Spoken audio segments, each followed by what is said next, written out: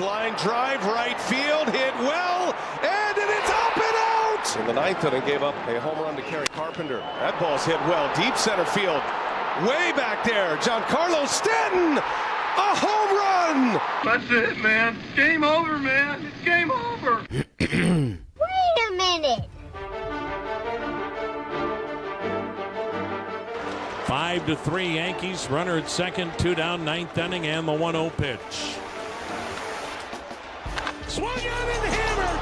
High, deep to left. Away out of here.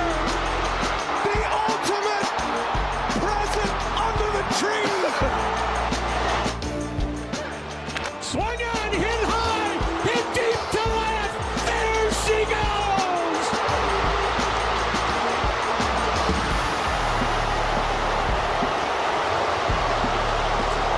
How about that? It is a walk-off home run. David Fry lights up the Cleveland night. A walk-off, 2-run home run to the bleachers and left by David Fry. David Fry saved their season in Game 4 in Detroit. He saved their season tonight here in Cleveland. And the magical 2024 season is not done by any means. Ooh, you feel that? Some goosebumps reliving all the moments of Game 3, courtesy of WTAM, TBS. Those calls, magnificent. Moments that will live in your brain forever. I don't have no doubt about that. And wow, I can't wait to recap all the emotions. The only thing, Zach, that I'm sad about is we don't have time. That really, this game needs to have like a whole show in the offseason dedicated to it, because we're going to miss things that were very important about this game. What a ball game. The Guardians aren't done yet. Well, give me a cue. Where am I supposed to go with this? You want to talk Fry? You want to talk Noel? You want to talk Clase? You want to talk Boyd? Yes. You want to talk Manzardo? Yes. Yes. Yes. Yes, damn it. Look, let me take you through the mind of a writer, because I think that's the only way I can capture what this is like. You're sitting there in a playoff game, constantly updating what your post-game story is going to be, because you want to be prepared. These days move quick. In the post-game, you got to choose. You're going to the main interview room where they're bringing players and the manager, and everyone's going to have all that same material. Or do you go to the locker room and you try to find someone who might have an interesting story to tell you, might be able to give some insight that you didn't know and that no one else will have. And so you just want to be as prepared as possible every day of these playoffs. And so I'm sitting there and I'm like, ooh, Kyle Manzardo. This is perfect. I'll whip up a feature on Kyle Manzardo. This is great. I'm sitting there. I've been holding this Jose Ramirez feature for God knows how long, waiting for him to deliver something. Then I'm thinking, well, if they lose, the story is how they lost or what happened, or is there any chance they can summon the powers of the former manager from 20 years ago with Boston who brought his Red Sox back from down 3-0 in the ALCS against the Yankees? You're just constantly reworking what's the story going to be. And then Clase melts down. And then it's, oh my God, there it is. All right, here's the story. Clase, what happened? The guy who gave up 5 runs and 2 home runs during the regular season in 74 innings, and in 6 playoff innings has given up 6 runs and 3 home runs. That's the story. All right. Wait a second. Hold on here. Not so fast. Jhonkensy Noel in front of his dad, Rafael, sitting in the stands. First trip to the United States.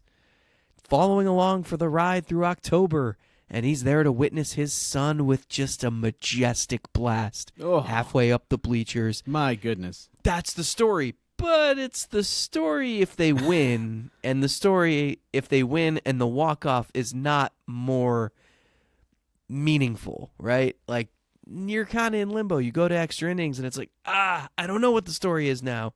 And before you can even blink, before you can even decide which path to take, David Fry hits one out, and then you just laugh. All It's you can do is unbelievable. laugh. Unbelievable. Truly one of the most improbable wins in this franchise's history. I really mean that.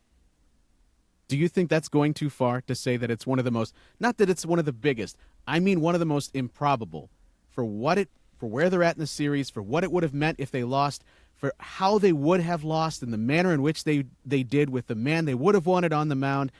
I thought, Zach, that this would have been a loss that not only you felt for the entire offseason, that would have echoed into next year because of the manner in which you lost, because Emmanuel Clase was on the mound, and those whispers about him giving up the home run in Game 2 against Detroit, giving up the home runs to Judge and Stanton in Game 3 against New York, no matter what kind of season Emmanuel Clase would have coming up next year, you would say, but what would this man do if he got another shot in the playoffs? Is this a man you can trust? No matter how fantastic he is. So this loss would have echoed into next year, and all of that erased courtesy of one massive swing. Yeah, I think we talk so much about the honeymoon phase and how when you have a team that exceeds expectations and plays above what you thought they could, it doesn't last forever. And that switch flips pretty quick from honeymoon phase into go win the World Series or I will not be happy with you mode. And you're right. You lose this game, you're not recovering in this series. You lose in that fashion, and I think this is still going to exist where Clase is going to have to, I guess, prove it in the playoffs. You know, people, like the regular season is not, it's just not going to be as important to anybody next year. But you have a night like this, and it's a reminder that, you know, you're sitting there. I wrote this, so I ended up my story because I know that's why everyone tuned in. They want to know, well, what did you end up writing? That's why I'm here. Even though they've probably read it by now, or maybe not. I wrote about how just October baseball's freaking awesome. Just, it's so cool, and the storylines that can be tangled together, and the pangs of emotion. I mean, so I'm sitting there thinking, like, if I'm just Joe Smith, no, not Joe Smith, because that example doesn't work in Cleveland, no, or in Put in Bay. But if I'm Easy. Joe Thompson, love Joe Smith, that's my guy. If I'm Joe Thompson, sitting on my living room sofa, and I'm just imagining Clase blows it, you're like, oh man, we're back in this series, 2-1. Clase for the last 4 outs, he's well rested, and then he gives those up, and then the Yankees tack on in the 9th, and you're thinking, all right, so this is over. Naylor grounds into a double play, like this is definitely over. You're grabbing that remote so that the instant the 27th out is recorded, you jam your thumb into that power button so fast, and then you fling the remote onto the couch, and you just sit there stewing in your disappointment. And it's like, how many times have you seen like the memes that just say like, it's over, we're so back? Like it's that literally played out on TV at Progressive Field. And to me, it's like, when I talk about the honeymoon phase, it's the Guardians all year say, well, this is just who we are. We come from behind and we're backs against the wall. And like that's cute. And that rhetoric, it can work when you're that young, scrappy team that exceeds everyone's expectations. Next year, when no one is surprised by you and you go into the season with World Series aspirations, like that plucky underdog gimmick doesn't work. But this was a reminder tonight of like, hey, this is what this team has done all year. And they will continue to defy our expectations. So it's just good to keep that in the back of your mind next time you're sitting there stewing and steaming and pissed off after what you thought was game-losing blown save. Don't call them plucky. They don't even know what that means. I tweeted it. Baseball is so fantastic because no matter how much baseball you consume in your life, every day you tune in is an opportunity to see something that surprises you, an ending you never would have expected. And I think we all were right there. You laid it out as you go through, especially when in the 9th inning, it almost felt to me cruel that this Guardians team was still going to have to go take the field again. if that Yeah. makes sense. That they Eli didn't Morgan lose. is the king of those outings, by the way. Like entering when the crowd is dead silent, everyone's ticked off, you had just blown the game. He's always the guy jogging in from the bullpen. But you know what I mean? Going down 3-0 in this series, it would have had the feeling. There are so many playoff moments throughout the years that you go, oh, remember when so-and-so won the World Series with X moment? But then you go back and realize, oh, no, that was only Game 6 or that was only Game 5, and they still had to win another game. This was what that would have felt like in the reverse. That this Guardians game would have felt like the end of the season, and then they would have had to go out and take the field again and try to show some manner of not quitting, showing some heart, even though they probably would have been done in this series. Not only being down 3-0, but getting just absolutely kicked in the you-know-wheres with the way that they lost this game. Well, so let's unwrap some of these storylines too, because that speaks to just I wrote like the baseball gods just every so often they just bless us, they spoil us with a game like this, and then you dig deep and you realize, hey, Matthew Boyd started this game, and without 5 really sharp innings from him, I'm glad you brought that up. like this doesn't happen. Somehow this guy's become like the team's ace. I don't understand it. I've never understood it. And oh, by the way, do you know what pushed him over the finish line to sign with the Guardians? They were interested in him. They were one of 18 teams to show up to his throwing session in California in early June. And on June 26th, as he's narrowing down the possibilities and he's deciding who to sign with, he decides, you know what? Let's see like what the pulse of the Guardians is. Let's turn on a Guardians-Orioles game, and let's see what they're all about. Let's see if I want to sign with this team.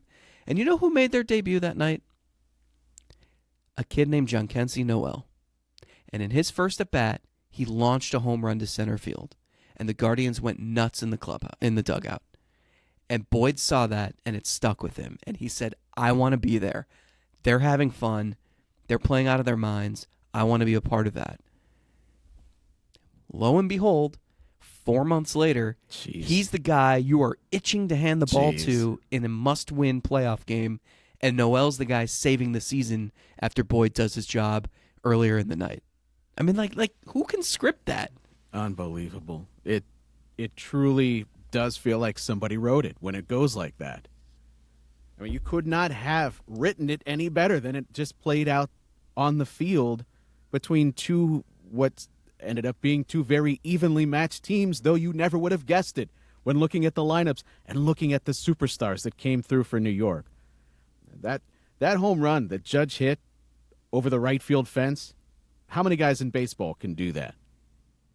Maybe the guy who hit one 3 minutes later, and that's it? Yes, that's the point. And we said it in I don't remember if it was the Patreon show, a recent show. Great players will sometimes just take over the moment, and you lose because their best beat your best. It doesn't make you feel any better in the moment when you're seeing the glee the Judge is exuding as he's rounding the bases, or Stanton nearly missing first base because he's just so happy at what he's done. But I'm glad that you have brought up Boyd. You didn't mention Manzardo launching a home run. You called it, sort of. You said it would come in the first inning. It came in the third. Oh, sorry. I think that's pretty close. Someone also reminded me that I said that Noel would hit like a really important home run that we'll all remember. Yeah, I think you said, is there anyone more due for a home run than this guy? Because, courtesy of the postgame notes, I was just looking at it, his homer was his first since August 30th versus Pittsburgh, snapping a drought of 76 plate appearances without a home run. That guy, 76 plate appearances without a home run, doesn't seem even close to being something that could happen. Yeah, I'm surprised he should have hit 2 in that at bat. I mean, if you just look at the length of it, was impressive enough. You might have counted for 2. Yeah. And the funny thing about all these moments that lead up to it, I have my phone is full. I throughout the game will just take little notes, little things that stick out, and I have a full page of notes that I'm not going to talk about for the rest of this show because we could just pick things up. You drop in, parachute in the top of the 8th inning.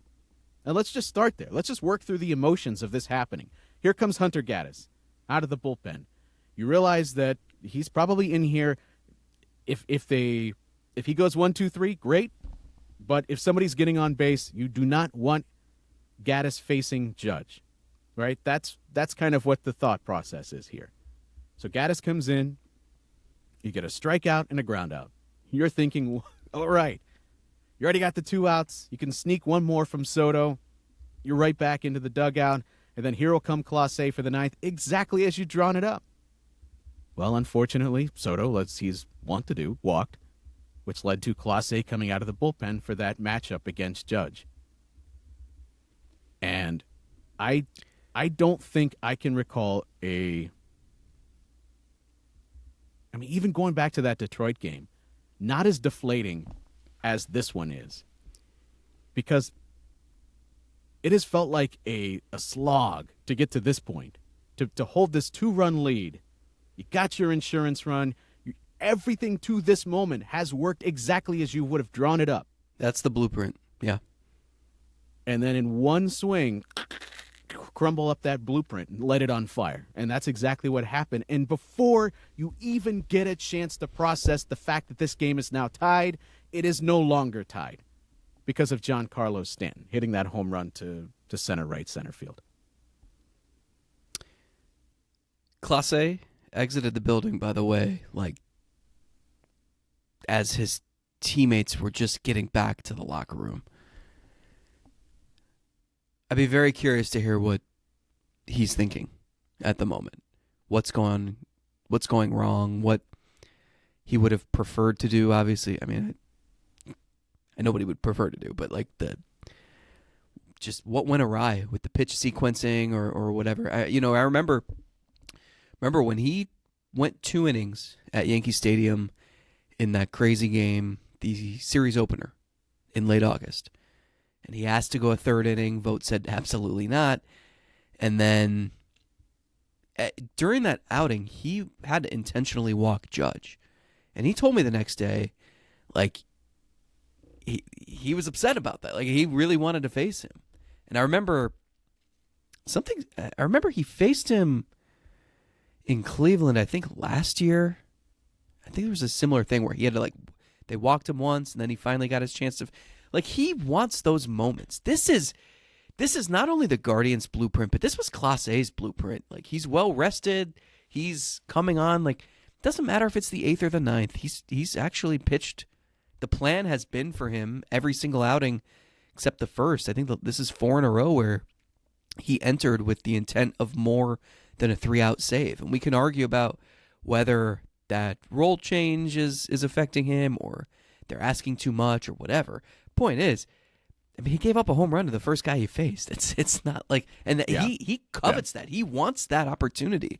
And it just didn't work. And, Vogt said, he'll be back out there in the 9th inning the next day. It's not like you can't run away from him now. But it is strange, and it's just one of the mysteries of baseball, why sometimes you just get beat by really good hitters. Yeah, well, I think you've said that before, that sometimes we look for a reason. What's the excuse here? How could a man that's that good get got in this situation? Well, it must be because he's actually too rested. It must be because he came out in the 8th inning.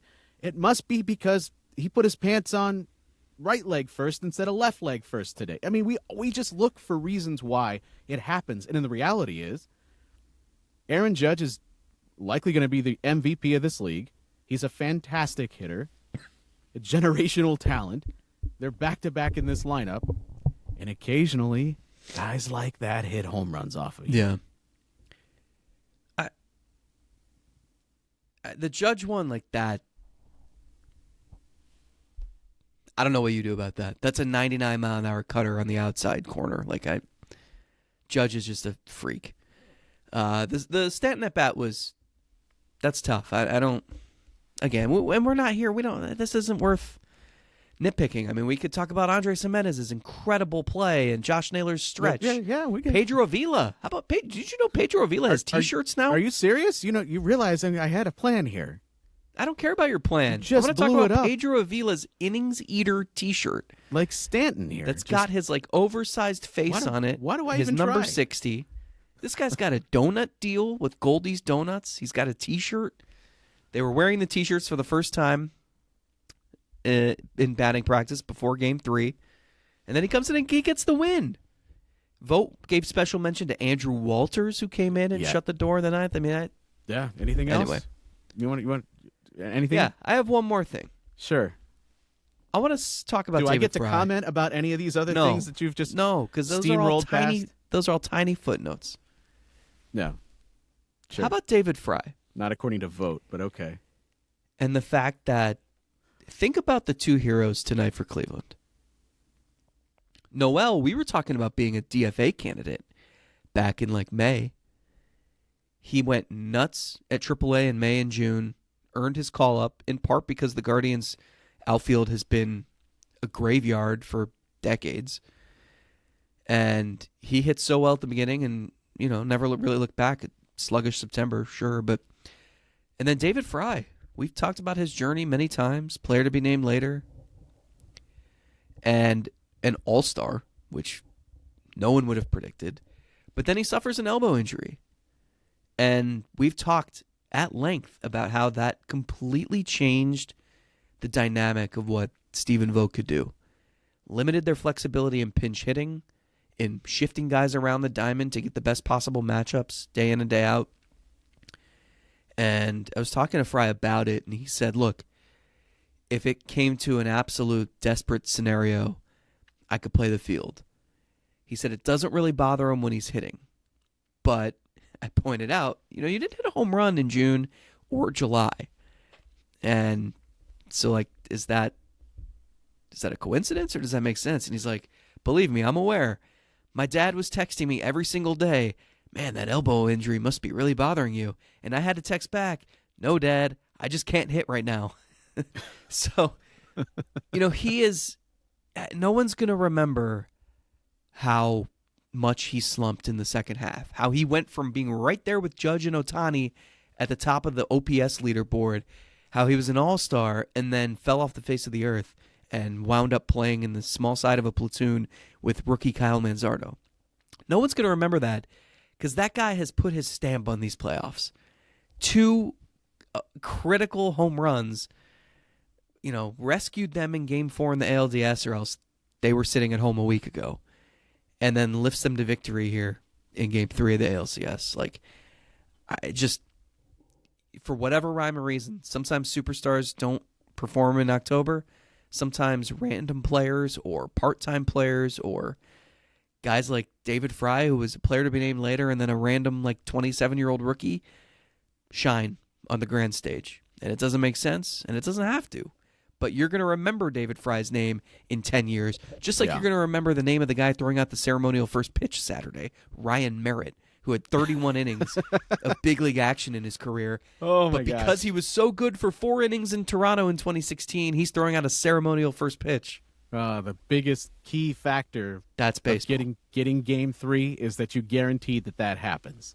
You get that Game 5. The thing that makes you romantic about this sport, it's very poetic and beautiful, is that Fry got an opportunity before extra innings.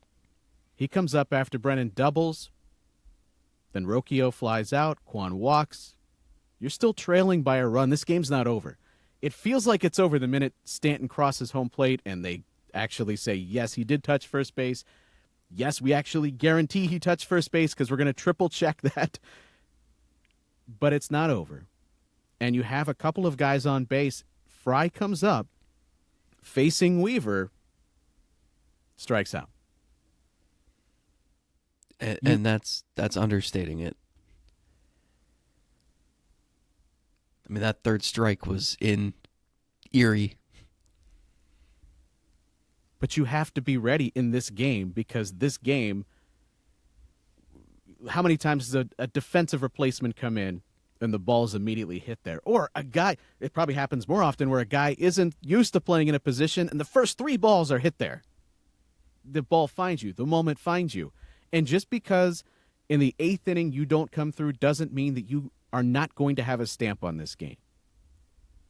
But, you had to get, first of all, you had to have the massive blast off the bat of Big Christmas, which that ball's, I don't even know if it's landed yet. We talked about how on that grand slam by Lane Thomas in Game 5, you get that instant wall of sound when the bat connects with ball, and then there's a dulling of sound, a muting of sound as everyone watches it in the air to make sure that ball is going to clear the fence. Nobody had that moment with Noel. It was just instant celebration because you knew that ball was gone. But before you get there, as you talked about, Walters had to come out of the bullpen and rescue what could have been the knockout blow, which already felt like it came. But yes, one more run for New York. That felt massive, but it could have been much worse when he comes on, gets the sacrifice fly, and then you get Soto striking him out looking. Critical moment for Walters to come out and do that, which sets it up for the 9th inning. And I almost want to, at some point, go back through. A lot will depend on what happens the rest of this postseason. But I feel like we are going to miss players like Walters. And not just the players, but the moment, the individual moments. Things that you completely forgot happened, but actually played a significant role in the game. All these stolen bases. How about New York continuously running the bases poorly, but then Cleveland, their inability to form a rundown and get a guy out almost killed them. It's these little things in these games. I feel like we could do this for 3 hours just on this game alone. I love playoff baseball because, yes, we focus on the moments that matter. But getting to the 9th inning, seeing that Noel home run, you don't get there without Walters, without Avila eventually helping you win the game. It's incredible. It leaves me speechless, honestly. I think of the difference, not even just in feel if you're the Guardians, because even if they're down 3-0, they're forced to feel like we can still do this. We got this. Our backs are against the wall. But if you're the Yankees, you were 1 strike from up 3-0. I don't. That's a lot, and you got another game here, and that's probably good for both sides. But you can't dwell on that. You've got to come right back and face Gavin Williams, who hasn't pitched in a month. But yeah, it's I don't know. That's what I mean. Playoff baseball, like these scripts are they're a thing of beauty. You're right. You never know what you're going to see. And what's crazy is that somehow it exceeds your expectations. You can dream up concoct this fantasy, and yet the details, they leave me mystified. That Thomas double flies under the radar, but it absolutely saves the season because it sets up then Noel to come off the bench, and nobody's thinking, what is he doing in this situation? What is he hunting? What is he trying to do at the plate? Jhonkensy Noel is sent up to the plate under orders from Stephen Vogt to hit a home run. That's what you're up there to do. And we talked about why you continue to give this guy at-bats, because how many times have we said it? There is going to be a time where he's going to connect on a mistake, and it's going to get hit a long way, and it's going to change a game. And that's exactly what happened. But you don't get there without the Thomas double right before it. When Naylor hits into the double play, did it feel like there was even any use in trying to get that last out?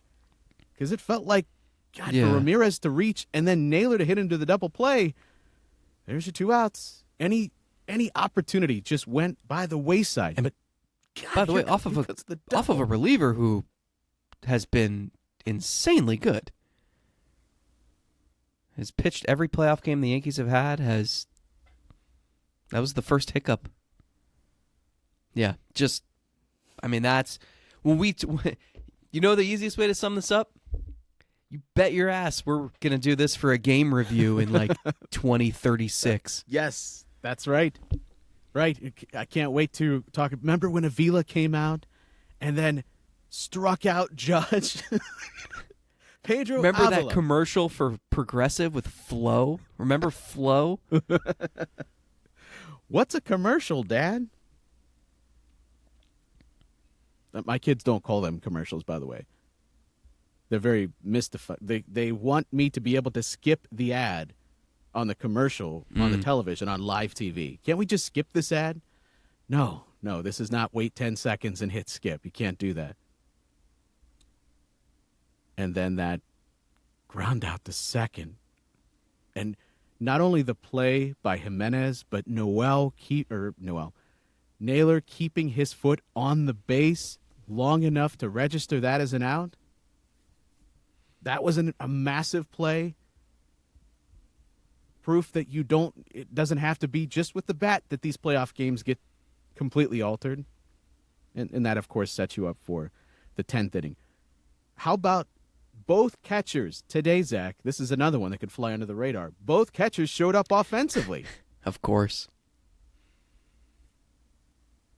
Hedges, double, walk, and then Bo Naylor starts the rally in the 10th inning. Sacrifice to second. But after Kwan grounds out and Fry's back up there, what are you thinking? I mean, I honestly don't even remember because it gets so frantic, especially in extra innings where I'm trying to file takeaways from the game, analysis that's due right when the game ends. So you're trying to guard against the game ending at any instant when the Guardians are at the plate versus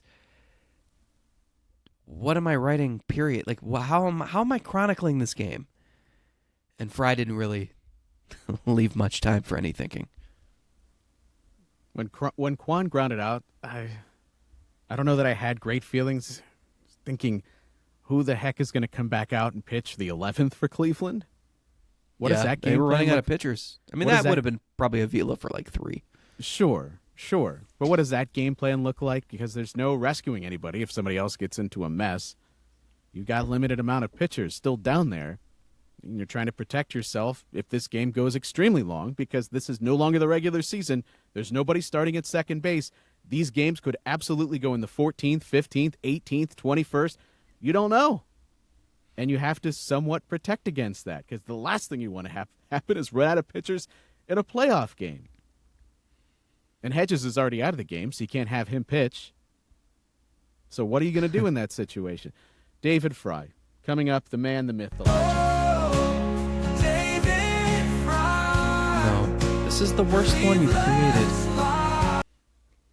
That is not what I've been told. Ugh. I've been told this is a banger. David Fry. Cleveland's light in the shadows of the night. Oh, David Fry stood his ground. He did. Heartbeat of a hero, victory bound. I'm telling you. That is so bad. Get it up there for We his started walk-up with song. Cher. How did we end up here? Let's wrap up here. The beautiful thing, the crazy thing is that you got another game coming up. And you're going to have all these teams, they have to figure out how do they respond? How do you bottle up the emotions and use them positively if you're Cleveland? How do you turn the page if you're New York?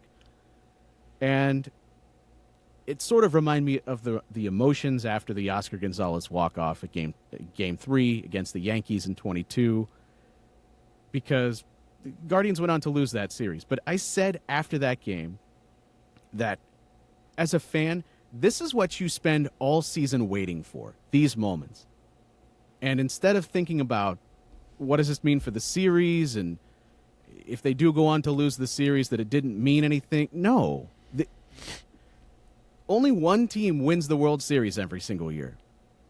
And if the only thing, I mean, we all really want to be able to cover and talk about and celebrate a World Series championship. We've already talked about it. Be a hell of a time on this show. But only one team gets to do that every single year. And if that's the only enjoyment you take out of all of this, I think you miss out. Now, I can't tell you how to feel about it.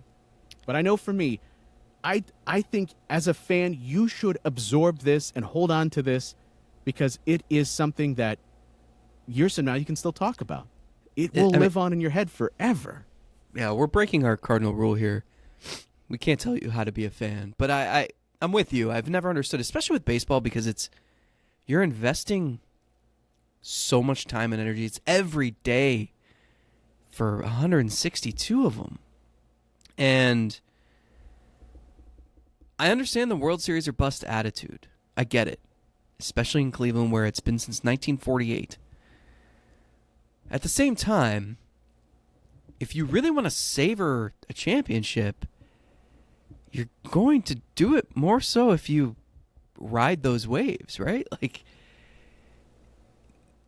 the whole point of why this game was so memorable and why it will feel so good to Cleveland fans is because it didn't feel good before. It's relative to how you felt 10 minutes earlier.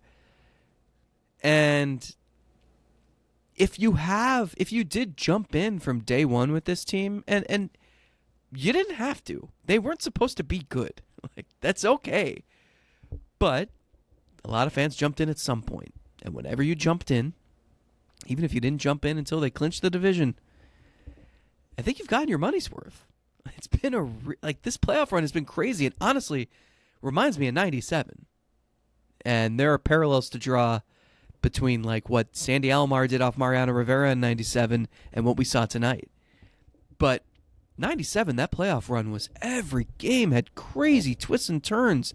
That Baltimore series was absolutely bonkers in the ALCS. And yeah, they didn't win in the end. And no one remembers the nuttiness that ensued. You know, you remember some key moments, Sandy, Tony Fernandez, Omar scoring on or Marquise Grissom scoring on Omar's bunt or whatever that was. But let's say they would have won. You would be telling every single person you know every day of your life about all the ups and downs of that. When the Cavs won the championship, it's not just the last minute when they're hoisting the trophy that you remember. So, like, yeah, they're down 2-0 in the series, and people are mad, and they're saying, well, who cares, shut up, wake me up when they win the World Series. But if you've been invested, you know, there's a reason why we talk about Draymond's suspension, why we talk about LeBron and Kyrie both going off for 41. You know, you talk about the twists and turns along the way because the story's so great. And you spend so much time and energy following it all year. Savor it. Enjoy moments like this until first pitch of Game 4, which is coming really quick. Well, that's why you should soak it all up now. Stay up late. Who cares? And if it doesn't go anywhere, you on this earth get a limited amount of these. There's a finite amount of these sorts of moments that you get to experience in your life. And I'm not saying that if they go on to lose this series that you should just only stick with the good things. No, feel every part of this because that's what makes it real. That's what makes everything that you're going through, it's truly part of you if you let yourself feel it. And that includes savoring every win like this. No, I'm saying this as someone that realizes everybody is enjoying it tonight. No, there is not a naysayer in the house that says don't enjoy a victory like this. But I mean, in retrospect, when you look back, don't feel bad about the way you feel in this moment. Embrace it because you don't know when you're going to be back here. You don't know when you're going to be able to feel something like this again or see something like this again or ride the roller coaster of emotions like this again. Like Kyle Manzardo on the field, giving quite possibly the greatest post-game answer on the field via MLB Network that I've ever heard. Would you like to hear it as we close things out? I don't know what you're referencing. Here it is. The greatest post-game response to a question I've ever heard. First pitch single in the first, and then you followed that up with the go-ahead homer in the third. What were you seeing out of Schmidt's hand there? Just looking for something over the plate and up. Something. Got it. That's it. Okay. Just looking for something up. Got it. Hold on, one more time. First pitch single in the first, and then you followed that up with the go-ahead homer in the third. What were you seeing out of Schmidt's hand there? Just looking for something over the plate and up. Something. Got it. That's it. Okay. It's even better when you watch it with the video. Sorry, I only had, but that was MLB Network. It's on their feed, MLB Network's Twitter feed. Go watch it. It's just his response to that. He just looks euphoric, like all of us. Just what the hell did I just witness? And I'm now being asked a question. I don't know. I was looking for something up. I got it. That's baseball, man. It's beautiful. They did the baseball tonight, man. They did the baseball. Of all the games or ways to win, this is certainly one of them.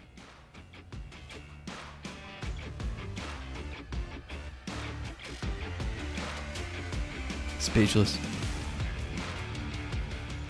Whew. Thanks for being patient with us, everyone.